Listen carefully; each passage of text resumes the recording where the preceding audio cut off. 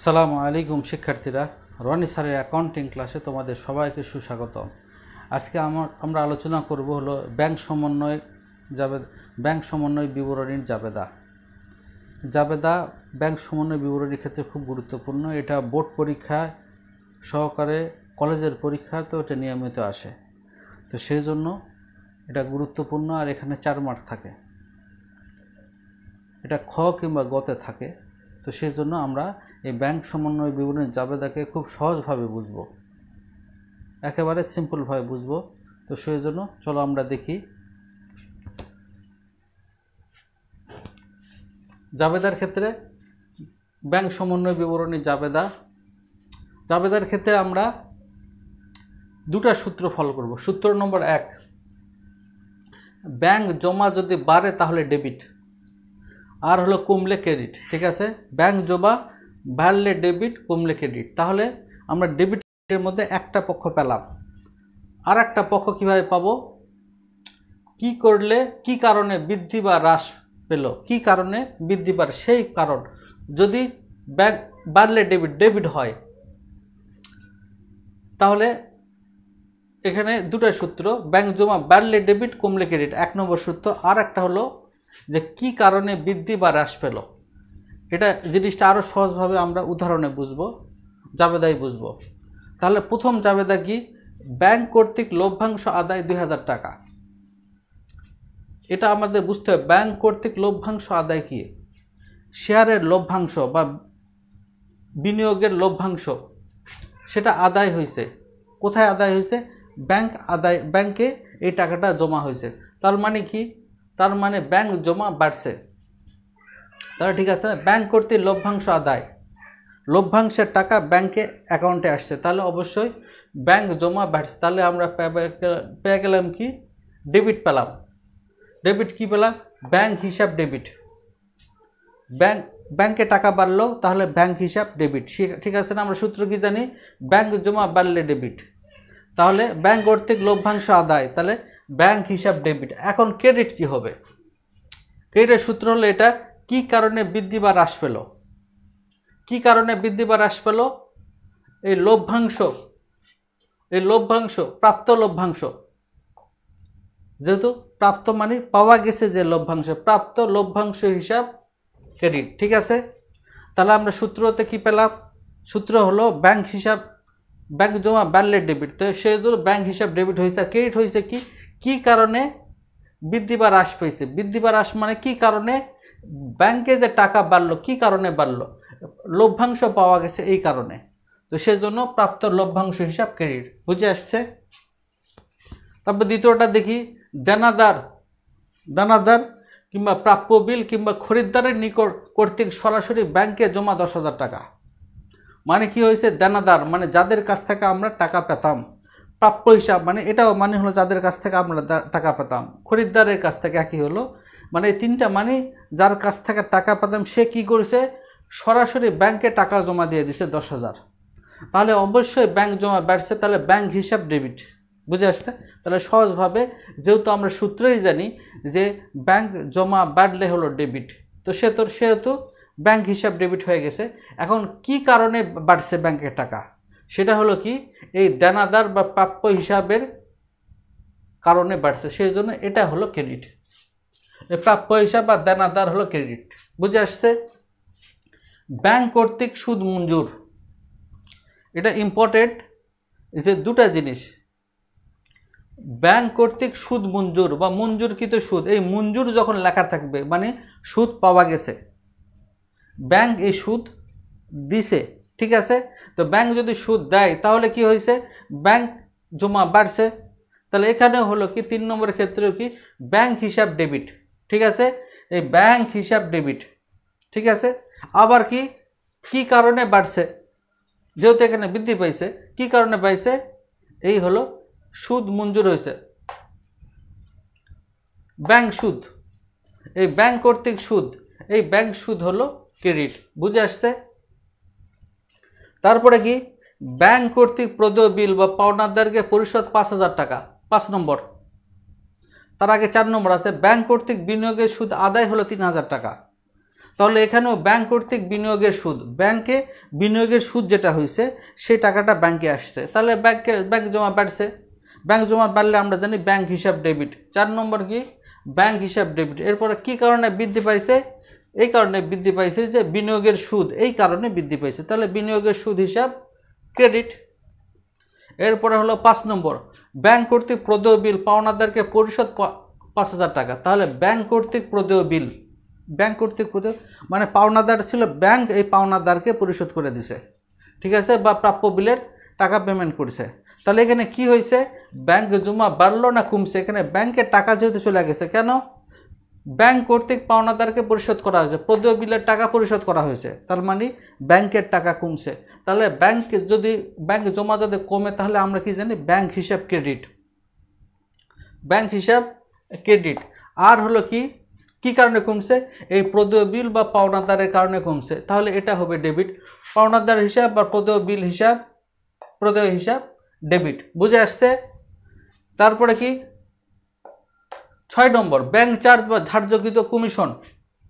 Bank charge বা ধার্যকৃত commission 500 টাকা। Bank charge কাটা নিছে বা ধার্যকৃত কমিশন, একটা হলো ধার্য করা মানে কাটা নেওয়া, আর মঞ্জুর করা মানে দেওয়া। ব্যাংক সুদ মঞ্জুর করছে মানে ব্যাংক তোমাকে তোমার অ্যাকাউন্টে টাকা দিছে। ধার্যকৃত চার্জ বা ব্যাংক চার্জ এটা কি কাটা নিছে, ব্যাংক অ্যাকাউন্ট থেকে কাটা নিছে, তাহলে কি হয়েছে? ব্যাংক জমা কমলো, তাহলে ক্রেডিট, ব্যাংক হিসাব ক্রেডিট।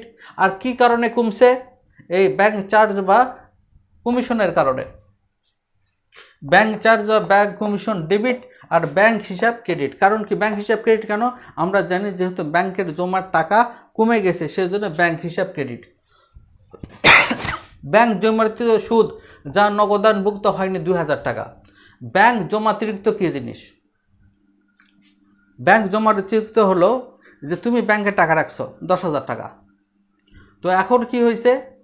তোমার 12,000 টাকা প্রয়োজন, তোমার ম্যানেজারের সাথে ভালো সুসম্পর্ক, সেই জন্য তুমি 12,000 টাকা নিছো, কিন্তু ব্যাংকে আছে 2,000 টাকা, তার মানে 2,000 টাকা তুমি অতিরিক্ত তুলছো, সেটাই হলো ব্যাংক জমাতিরিক্ত।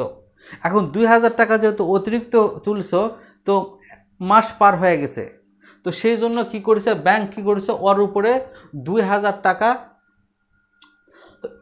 ওর উপরে সুদ ধার্য করছে, তো এই সুদটা তোমাকে তো অবশ্যই পরিশোধ করতে হবে। তাহলে কি হলো? ব্যাংক জমাতিরিক্ত সুদ। এরপরে কি হবে? ব্যাংক জমা কমে যাবে, তাহলে ব্যাংক হিসাব ক্রেডিট হবে। তাহলে হলো ডেবিট কি হবে? কি কারণে হ্রাস পেল বা কি কারণে কমলো? ব্যাংক জমাতিরিক্ত সুদ, তাহলে ব্যাংক জমাতিরিক্ত সুদ হিসাব ডেবিট। তাহলে কি হয়েছে? ব্যাংক জমাতিরিক্ত সুদ হিসাব ডেবিট, ব্যাংক হিসাব ক্রেডিট। ব্যাংক হিসাব কেন ক্রেডিট হয়েছে? ব্যাংক হিসাব এই জন্য ক্রেডিট হয়েছে যে ব্যাংকের জমাতিরিক্ত সুদ দেওয়ার কারণে ব্যাংকের টাকা কমে গেছে। তাহলে ক্রেডিট ডেবিট হলো কি কারণে কমছে, কি কারণে হ্রাস পাইছে, এটা তাহলে কি বুঝলাম আমরা? প্রথমে এটা দিয়ে আমরা ডেবিট ক্রেডিট যে কোনো একটা নির্ণয় করব, ঠিক আছে? যেরকম এখানে আমরা নির্ণয় করলাম কি? এখানে আমরা নির্ণয় করছি যে হলো ব্যাংকের থেকে যেহেতু জমাতিরিক্ত সুদ দিছে সেজন্য ব্যাংকের টাকা কমে গেছে, তাহলে ব্যাংক হিসাব ক্রেডিট হয়েছে। এখন ব্যাংক হিসাব ক্রেডিট হলে সরি তাহলে ব্যাংক হিসাব ক্রেডিট হয়েছে। কেন ক্রেডিট হয়েছে? কারণ ব্যাংকের টাকা কমে গেছে। তাহলে ডেবিট হবে কি? ডেবিট হবে হলো এই সূত্র দিয়া, মানে আমরা ডেবিট কিংবা ক্রেডিট যে কোনো এখান থেকে পেয়ে যাব। আর বিপরীতটা পাবো কীভাবে? বিপরীতটা পাবো এই প্রশ্ন করার দ্বারা। কি কারণে হ্রাস পেল, কি কারণে কমলো ব্যাংকের টাকা? কারণ হলো ব্যাংক জমাতিরিক্ত সুদ দেওয়া হয়েছে, এই জিনিসটা তাহলে ডেবিট হবে। এই ব্যাংক জমাতিরিক্ত সুদ হিসাব ডেবিট, একেবারে সহজ। 8 নম্বর বিজ্ঞাপন খরচের জন্য চেক কাটা হয়েছে 1000 টাকা, যা নগদানভুক্ত হয়নি। বিজ্ঞাপন খরচের জন্য চেক কাটা হয়েছে, তাহলে কি হয়েছে? 1000 টাকা আমাদের কি হয়েছে? খরচের, বিজ্ঞাপন খরচের জন্য প্রদান করা হয়েছে। তাহলে এখানে কি হলো? ব্যাংক জমা কমে গেলে হলো ক্রেডিট, তাহলে ব্যাংক হিসাব ক্রেডিট। তাহলে ডেবিট কি হবে? ডেবিট হবে এটা। এই প্রশ্ন কি কারণে ব্যাংকের টাকা কমলো? কারণ বিজ্ঞাপন বাবদ প্রদান করা হয়েছে, বিজ্ঞাপন খরচ হিসাব ডেবিট আর ব্যাংক হিসাব ক্রেডিট, ঠিক আছে? তাহলে 9 নম্বর কি হবে? ব্যাংক কর্তৃক আয়কর কিংবা জীবন বীমার প্রিমিয়াম প্রদান করা হলো। এটা খুব গুরুত্বপূর্ণ, এটা হলো খুব গুরুত্বপূর্ণ, এটা ভালো করে বুঝতে হবে। কি করতেছে? ব্যাংক কর্তৃক আয়কর প্রদান করা হলো 1000 টাকা, কিংবা আরেকটা ব্যাংক কর্তৃক জীবন বীমার প্রিমিয়াম প্রদান করা হলো 1000 টাকা। এখন এই আয়কর আর জীবন বীমা একসাথে কেন লিখলাম? আমরা আগে প্রথমে আয়কর দিয়ে করি। ব্যাংক কর্তৃক আয়কর প্রদান করা হলো 1000 টাকা। জাবেদা কি হবে? সাধারণভাবে আমরা মনে করব যে ঠিক আছে, ব্যাংক থেকে টাকা চলে গেল, ব্যাংক হিসাব ক্রেডিট, ঠিক আছে, আর লিখব কি? আয়কর হিসাব। কিন্তু এটা ভুল হবে। কেন? এটার দ্বারা কেন ভুল হবে? কারণ হলো এই আয়করটা ব্যবসার প্রতিষ্ঠানে আয়কর না, এটা হলো মালিকের আয়কর, মালিকের ইনকাম ট্যাক্সের টাকা, আয়করের টাকা প্রদান করা হয়েছে। তাহলে মালিকের আয়করের টাকা তো ব্যবসা প্রতিষ্ঠান দিবে না। তাহলে কি হবে? এই আয়করটা হলো উত্তোলন হবে। বুঝে আসছে না? এই যে 9 নম্বর দেখি, উত্তোলন হিসাব ডেবিট, ব্যাংক হিসাব ক্রেডিট। ব্যাংক হিসাব ক্রেডিট কেন হলো? ব্যাংক থেকে টাকা চলে গেছে, আর ব্যাংক থেকে টাকা কমলেই হলো ব্যাংক হিসাব ক্রেডিট। ডেবিট কি হবে? কি কারণে কমলো, কি কারণে হ্রাস পেল? আয়কর কারণ না, আয়কর হলো মালিকের কারণ। আর আমাদের ক্ষেত্রে এটা হলো উত্তোলন।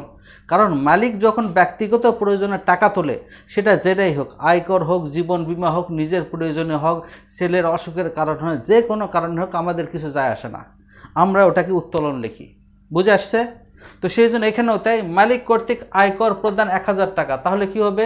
ব্যাংক হিসাব ক্রেডিট তো হবে, কি কারণে হলে সেগুলো উত্তোলন হিসাব হবে। বুঝে আসছে? আবার জীবন বীমা প্রিমিয়াম প্রদান করা হলো, জীবন বীমার প্রিমিয়াম প্রদান করা। জীবন বীমা কার? ব্যবসা প্রতিষ্ঠানে জীবন বীমা হয়, এটা মালিকের জীবন বীমা, মালিকের কিংবা মালিকের পরিবারের কারো জীবন বীমার প্রিমিয়াম। তো সে জীবন বীমার প্রিমিয়াম কি করছে? ব্যবসার টাকা থেকে দিছে। তো সেখানে আমরা এটা আরও টাকা তো কমছে, ব্যাংক থেকে তো টাকা গেছে, সেটা ঠিক আছে, কারণ চেকের মাধ্যমে দিছে, ব্যাংকের মাধ্যমে দিছে। তাহলে ব্যাংক হিসাব ক্রেডিট হয়েছে, ঠিক আছে। ডেবিট হবে কি? কি কারণে কমলো বা হ্রাস পেলো? কি কারণে হ্রাস পেলো? কারণ জীবন বীমার প্রিমিয়াম দেওয়া হচ্ছে, এটাও ঠিক আছে, কিন্তু জীবন বীমার প্রিমিয়াম এটা আমরা তো লিখব না, আমরা লিখব উত্তোলন হিসাব। কারণ মালিক তার নিজের প্রয়োজনে যেটাই করুক, সেটা আমার যায় আসে না, ব্যবসা প্রতিষ্ঠানে যায় আসে না। ব্যবসা প্রতিষ্ঠান লিখবে হলো এটা, সে মালিক হলো ব্যবসার প্রয়োজন, মালিক নিজের প্রয়োজনে ব্যবসা থেকে টাকা তুলবে, সেই জন্য কী হবে? উত্তোলন হিসাব। বুঝে আসছে? আয়কর হোক, জীবন বীমা প্রিমিয়াম হোক, সেখানে ডেবিট হবে, উত্তোলন হিসাব ডেবিট। আর যেহেতু ব্যাংক থেকে টাকা কমে গেল, ব্যাংক হিসাব ক্রেডিট। একেবারে সহজ জিনিস। বুঝে আসছে? এবার হলো এই যে উত্তোলন হিসাব ডেবিট, ব্যাংক হিসাব ক্রেডিট। এবার 10 নম্বর, জমাকৃত চেক ব্যাংক থেকে প্রত্যাখ্যান অথবা আদায় হয়নি। জমাকৃত চেক ব্যাংক থেকে প্রত্যাখ্যান মানে কি? ব্যাংকে আমরা চেক জমা দিই, এই চেক অন্যের চেক, যার কাছ থেকে আমরা টাকা পাবো, দেনাদার বা প্রাপ্য বিলের যেগুলো টাকা পাবো, খরিদ্দারের কাছ থেকে যে টাকা পাবো, সে টাকা ক্যাশ না দিয়ে চেক দিছে, এই চেকটা আমরা কি করছি? ব্যাংকে জমা দিছি। তো ব্যাংকে জমা দেওয়া হয়েছে তারিখের ভুলের কারণে, কিংবা যার চেক তার অ্যাকাউন্টে পর্যাপ্ত টাকা নেই এই কারণে, কিংবা সিগনেচার, যার চেক সে সিগনেচার ঠিকমতো করে নাই, কিংবা অন্য কোনো কারণে সে চেক প্রত্যাখ্যান হয়েছে। তো সেই জন্য কী করছে?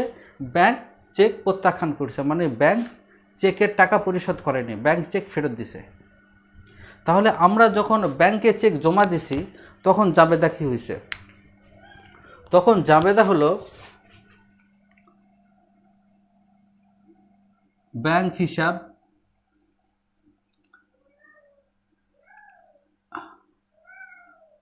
ডেবিট, আর হলো দেনাদার হিসাব, দেনাদার হিসাব, এই হলো ক্রেডিট। তো এটা জাবেদা কি? এই জাবেদা হলো যখন আমরা ব্যাংকে চেক জমা দিয়েছে, তখন জাবেদা কি হয়েছে? ব্যাংক হিসাব ডেবিট হয়েছে, দেনাদার হিসাব ক্রেডিট হয়েছে। ব্যাংক হিসাব ডেবিট হলো কেন? কারণ চেক যখন জমা দিছি তখন ব্যাংকের অ্যামাউন্টের জমার পরিমাণ বৃদ্ধি পাইছে, সেই জন্য ব্যাংক হিসাব ডেবিট হয়েছে। দেনাদারের হিসাব ক্রেডিট হলো কেন? দেনাদার হলো সম্পদ, তো দেনাদারের পরিমাণ কমে গেছে, তো সম্পদের যদি পরিমাণ কমাতে হয় তাহলে সে সম্পদ হলো ক্রেডিট হয়, দেনাদার হিসাব ক্রেডিট। বুঝে আসছে? তাহলে জমা দেওয়ার সময় আমরা এই জাবেদা করেছি। এখন কি হয়েছে? চেক প্রত্যাখ্যিত হয়েছে, তাহলে এখন হবে এর ঠিক বিপরীত। কারণ হলো আমার তো ব্যাংক হিসাব তো বাড়েনি। চেক যদি জমা হতো, চেকের টাকা আদায় হতো, তাহলে ব্যাংক হিসাব বাড়তো। এখন যেহেতু চেক প্রত্যাখ্যিত হয়েছে সেই জন্য ব্যাংক হিসাব বাড়ে নাই, তার মানে ব্যাংক হিসাব কমছে। তাহলে ব্যাংক হিসাব কমলে হলো ব্যাংক হিসাব ক্রেডিট। আর দেনাদার আমি তো তার কাছ থেকে এখন টাকা পাবো, তো সেই জন্য দেনাদার হিসাব ডেবিট। বুঝে আসছে? তো সেই জন্য কী হবে? জমাকৃত চেক ব্যাংক থেকে প্রত্যাখ্যিত বা আদায় হয়নি, তাহলে জাবেদা কী হবে? দেনাদার হিসাব ডেবিট হবে, ব্যাংক হিসাব ক্রেডিট হবে। বুঝে আসছে না? তো সেই জন্য এই সহজভাবে তোমাদেরকে এই যে জাবেদাগুলো করানো হলো, এই জাবেদা এমনভাবে করানো হয়েছে যে ব্যাংক সমন্বয় বিবরণীতে এছাড়া আর কোনো জাবেদাই নেই। তো সেই জন্য এই 10টা জাবেদা যদি তোমরা দেখে যেতে পারো, ইনশাল্লাহ যে কোনো পরীক্ষাতে, কলেজের পরীক্ষা হোক, বোর্ড পরীক্ষা হোক, যে কোনো বোর্ডের ছাত্র শিক্ষার্থী হোক, এই 10টা জাবেদা যদি তোমরা ভালোভাবে বুঝে যেতে পারো, তাহলে তোমরা এই হলো ব্যাংক সমন্বয় বিবরণীর ক্ষেত্রে যে কোনো জাবেদা যদি আসে সেটার উত্তর ইনশাল্লাহ তোমরা দিতে পারবা। তো সেই জন্য এই 10টা জাবেদার মধ্যে এর পরেও যদি তোমাদের বুঝতে কোনো সমস্যা হয় তাহলে অবশ্যই কমেন্টে তোমরা জানাবা। তো ঠিক আছে, আজকে পর্যন্ত। আল্লাহ তাআলা তোমাদের সবাইকে ভালো রাখুক। আল্লাহ হাফেজ।